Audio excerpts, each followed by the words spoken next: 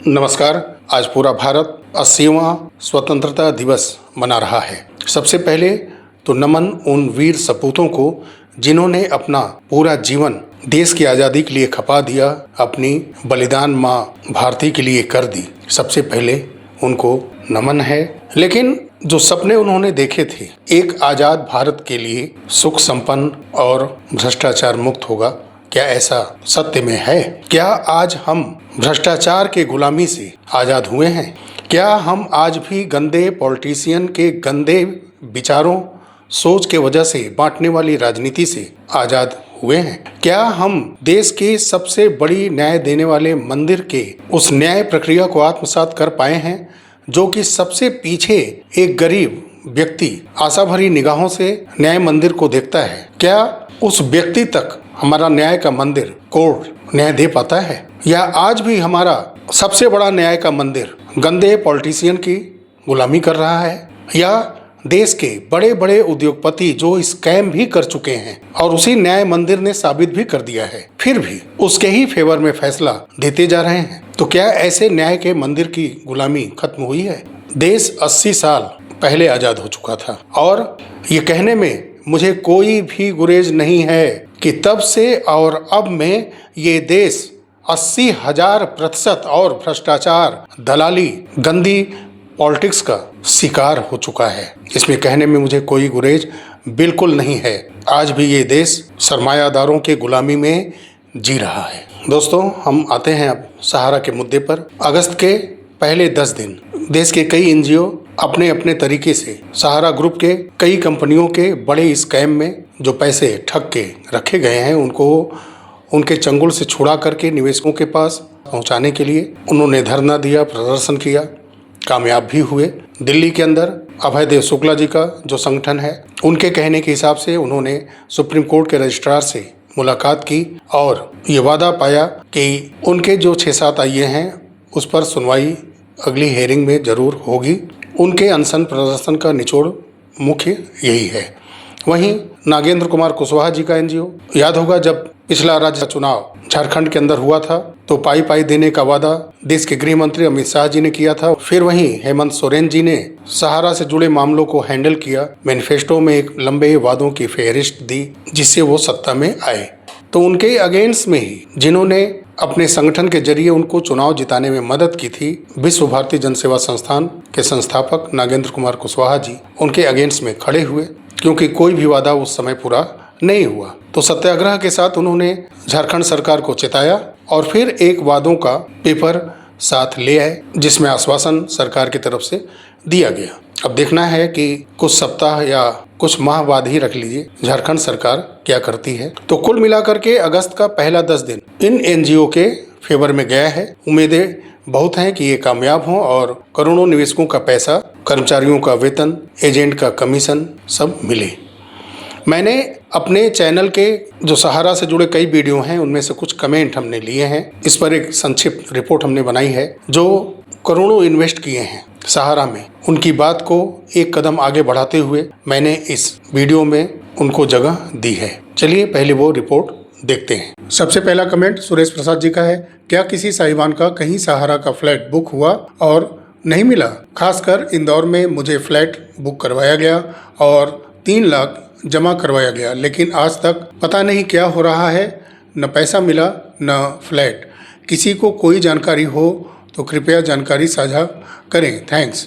हालांकि ये सब उत्तर सहारा के लोगों को देना चाहिए, लेकिन सोशल मीडिया पर ऐसे प्रश्न बहुत सारे लोग जो इन्वेस्ट किए हैं फ्लैट के लिए, चाहे वो बड़े हाई रिटर्न के लिए इन्वेस्ट किए हैं, सभी का प्रश्न इस समय सोशल मीडिया पर वर्षों से चल रहा है कि सहारा प्राइम सिटी लिमिटेड इनका लॉन्च हुआ और उसमें इन्होंने फ्लैट देने के नाम पर लोगों से पैसा लिया, लेकिन मामला आगे जाके अधर में लटक गया। ना किसी को फ्लैट मिला, ना ही उनका पैसा वापस मिला। और ये मामला सेबी सहारा केस में कई ऐसे इन्वेस्टर्स हैं जिन्होंने फ्लैट के लिए पैसा सहारा को दिया, उसमें इन्वेस्ट किया कि हमको फ्लैट मिलेगा, लेकिन उनको ना फ्लैट मिला और ना पैसा मिला। कई लोगों के प्रेयर सुप्रीम कोर्ट के अंदर लगे हैं अपना पैसा वापस लेने के लिए। चलिए अगला कमेंट देखते हैं। यहाँ शैलेंद्र प्रसाद जी हैं, उन्होंने लिखा है, बहुत तंगी से गुजर रहा हूँ सर, रिटायरमेंट का पूरा पैसा एजेंट सहारा इंडिया में लगा दिया। मेरे बच्चे बहुत तकलीफ में हैं। इन्वेस्ट का पोर्टल पर पुनः नहीं क्लेम हो पा रहा है। ये देवघर झारखंड से हैं। ऐसे परिस्थितियों से, पीड़ा से करोड़ों परिवार गुजर रहे हैं, जिनके पास सोशल मीडिया का साधन है, हाथ में मोबाइल है, सक्षम है अपनी बातें रखने के लिए, तो वो अपने पीड़ा साझा कर रहे हैं लोगों से। बहुत सारे लोगों को तो कुछ पता भी नहीं है कि आखिर में हो क्या रहा है। वो ये मान कर बैठे हैं कि हमारा पैसा सहारा का डूब गया।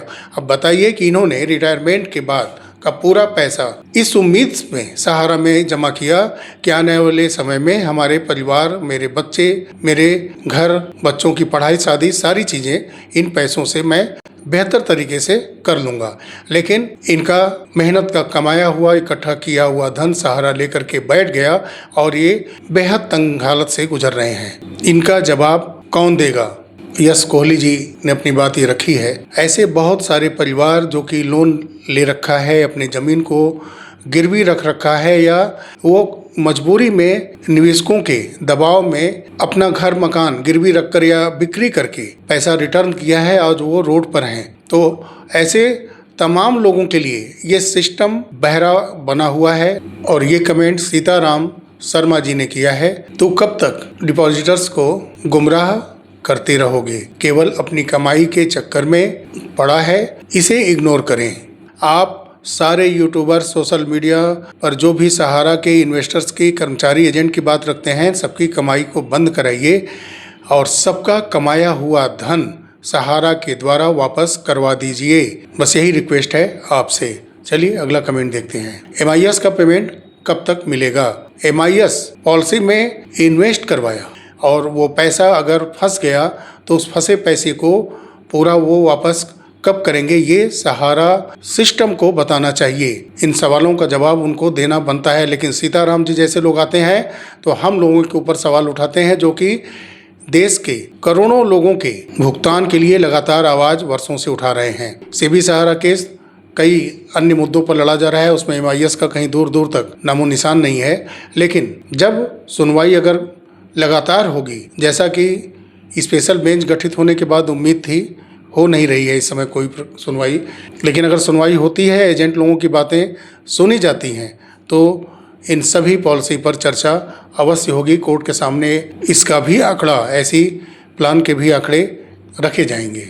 प्रदीप बनर्जी जी हैं ये। सर, क्यूसॉप इन्वेस्टर्स का अभी तक कोई पेमेंट नहीं दिया गया, जिसमें हमने 2012 में 50,000 इन्वेस्ट किया था, 2018 में उसका मैच्योरिटी हो गया था, बट अभी तक कोई रुपया मिला नहीं था। नीचे उन्हीं का एक और कमेंट है, please look into the matter and highlight to central government and SEBI please.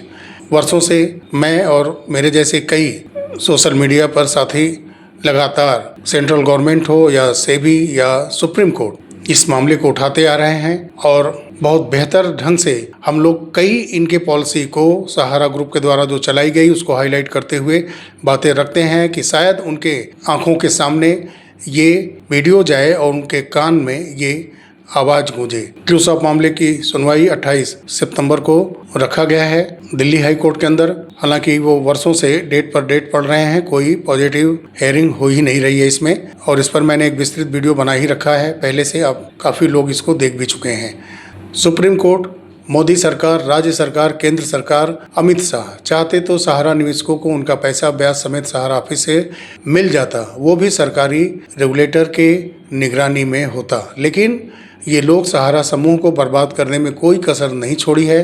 Portal बनाकर खिलवाड़ किया जा रहा है। पोर्टल बंद करके निवेशकों को उनका पैसा ब्याज समेत सहारा ऑफिस से मिलना चाहिए, सरकारी रेगुलेटर की निगरानी में हो। बात इन्होंने सही की है। ये बात सही है कि अगर ऑफिस के जरिए भुगतान हो और पूरा प्रशासनिक देखरेख में हो और रेगुलेटर एजेंसीज इसको अपने देखरेख में पेमेंट को क्लियर करें और सेबी सहारा फंड से वो पैसा जारी हो, तो ये काफ़ी तेज़ी से समाधान हो सकता है। इसमें पैसा बहुत ज़्यादा लोगों को मिल सकता है बिना किसी लाग लपेट के, बिना किसी समस्या के, क्योंकि डेटा फिर सही न होने का कोई भी उसमें बाधा नहीं रहेगी। सर, मैं कार्यकर्ता हूं और मेरा 2 बेटी का शादी करना है। 2018 से इंतजार कर रहा हूँ पैसा का, अभी तक नहीं पैसा मिला है। अब सोचिए कि ये कार्यकर्ता थे, यानी कि इनका और ज़्यादा नुकसान हुआ है। इनका स्वयं का कमाई का पैसा प्लस इन्होंने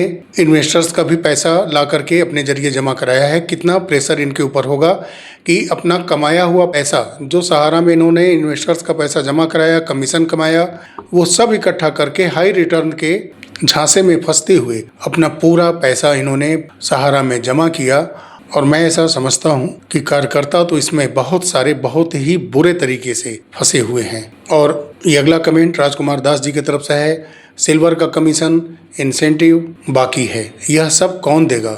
फील्ड वर्कर का शुरुआती commission, RC commission, overriding commission, ये सब बाकी बचा हुआ है, जो कि पेमेंट ज़्यादातर लोगों को सहारा ग्रुप ने नहीं किया है। इन लोगों का भी पैसा फंसा रखा है। तो यह सब फील्ड वर्करों का पैसा कौन देगा?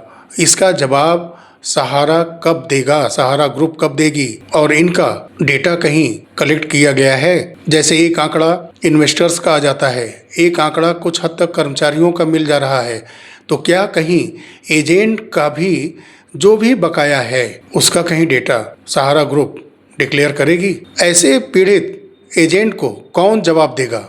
और यहाँ अगला कमेंट हरि मिश्रा जी का है, एफएफ और टीडीएस भी नहीं जमा किया गया है। ये बिल्कुल सत्य है, इसको मैंने 2-2.5 साल पहले ही उठाया था। ऐसे इंटरनल ऑफिशियल स्कैम को हमने उजागर किया था कि ये टीडीएस ले तो लिए हैं, लेकिन उनको रिफंड हो इसके लिए टीडीएस को जमा ही नहीं किया गया। ये बहुत बड़ा स्कैम है। और फिर हरि मिश्रा जी ही लिखते हैं, फील्ड कार्यकर्ताओं का एफएफ जो काटा गया उसका भुगतान किया जाना चाहिए। ये धोखा दिया गया है अपने कार्यकर्ताओं को सहारा ग्रुप की तरफ से। जितेंद्र कुमार जी हैं, इन्होंने बोला है सर सहारा ग्लोबल का पैसा कब मिलेगा?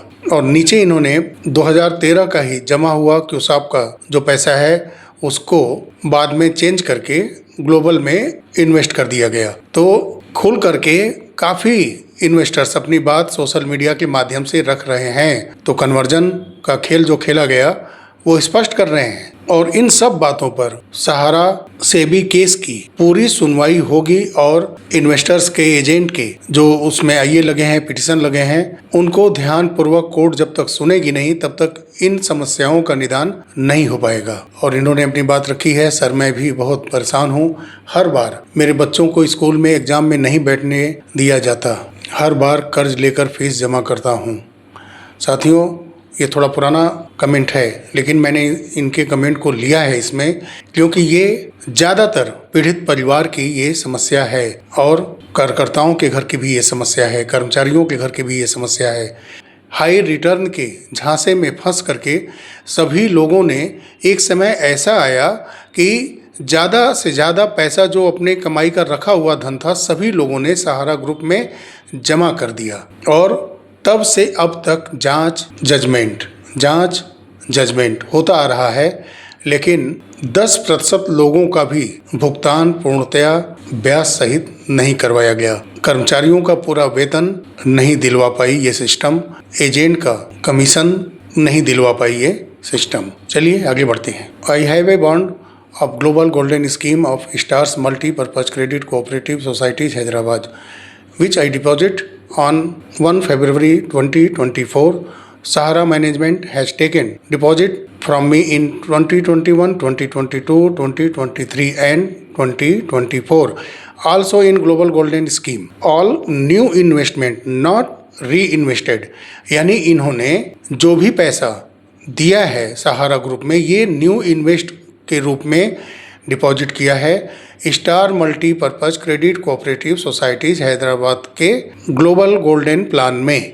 इनके नाम से, इनकी पत्नी के नाम से ये पैसे जमे किए गए हैं और कुरनूल आंध्र प्रदेश के ये रहने वाले हैं। तो और ये लगातार सोशल मीडिया के माध्यम से अपनी बात कहते आ रहे हैं, काफ़ी समय से ये प्रयास कर रहे हैं कि इनकी बातें सहारा मैनेजमेंट तक पहुंचे। तो महेश कुमार जी की कमेंट से वाकई पीड़ा होती है क्योंकि उनका बहुत बड़ा अमाउंट है, 1 करोड़ रुपए।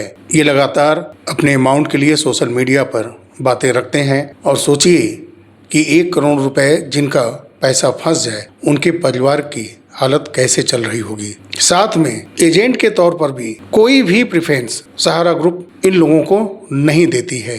चलिए आगे बढ़ते हैं, अगला कमेंट देखते हैं। कमेंट है कविता लिंगम जी का। ये महिला हैं, इन्होंने 1 करोड़ रुपए सहारा में डिपॉजिट किया है। ये भी आंध्र प्रदेश से हैं। आप सोचिए कि क्या स्थिति होगी ऐसे परिवार की जिन्होंने 1 करोड़ रुपए इन्वेस्ट किया है सहारा में।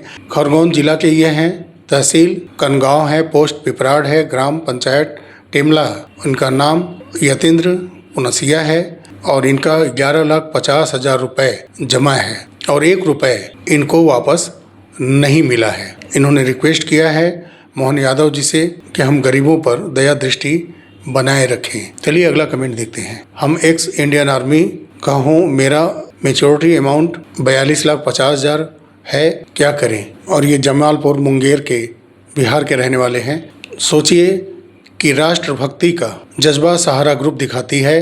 भारत माँ का तस्वीर देश को गुमराह करने के लिए हमेशा वो दिखाते रहते हैं और जो भारत माँ का सबसे बड़ा सेवक संरक्षक हमारा सेना का जवान है, उनको ठगने में इन्होंने कोई कोर कसर नहीं छोड़ा है। रिटायर्ड इंडियन आर्मी के राजेश कुमार जी अभी 42,50,000 रुपए इन्होंने फंसा रखा है सहारा ग्रुप के अंदर। ये कमेंट के माध्यम से ये सारे इन्वेस्टर्स एजेंट अपनी तकलीफें कह रहे हैं। एक बार फिर देश का 80वां स्वतंत्रता दिवस जो आज हम लोग धूमधाम से मना रहे हैं, उन आज़ादी के जनक वीर सपूतों को एक बार फिर से नमन। चलिए साथियों, मिलते हैं बहुत जल्द अगले वीडियो में। तब तक के लिए नमस्कार, जय हिंद, जय भारत, वंदे मातरम।